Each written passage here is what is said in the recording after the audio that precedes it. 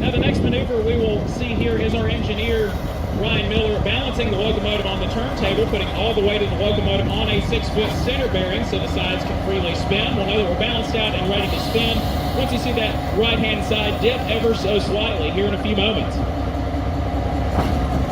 And ladies and gentlemen, with that dip on the right-hand side, that now does indicate we have achieved our balance point, and we'll now begin to spin 180 degrees to face in the opposite direction.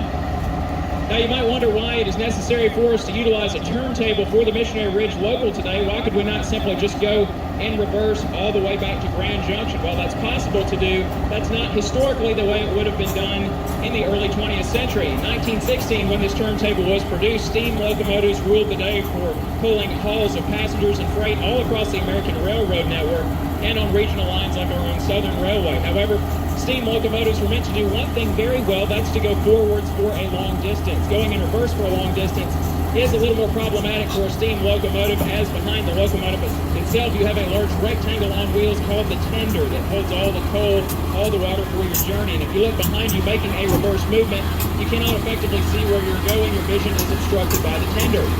So turntables like this were a practical solution in that time period to quickly and efficiently get steam locomotives turned in the correct direction for forward-facing travel, and were utilized well up until our dieselization period here, still in use.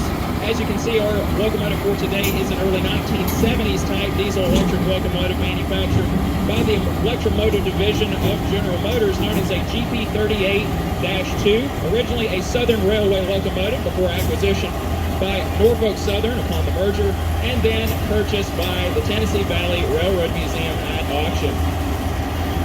Now, ladies and gentlemen, here in a few moments we're lining up not onto track 1 but onto track number 2 just to the right of it, so we can bypass our consist on the right-hand side, merge back into track number 1 via a switch, and then go in reverse to couple, and that will effectively put the locomotive on the other end of our train. So now we've just performed a visual inspection to ensure that we are lined up onto track number 2. The 5044 will now begin the pull forward, ladies and gentlemen.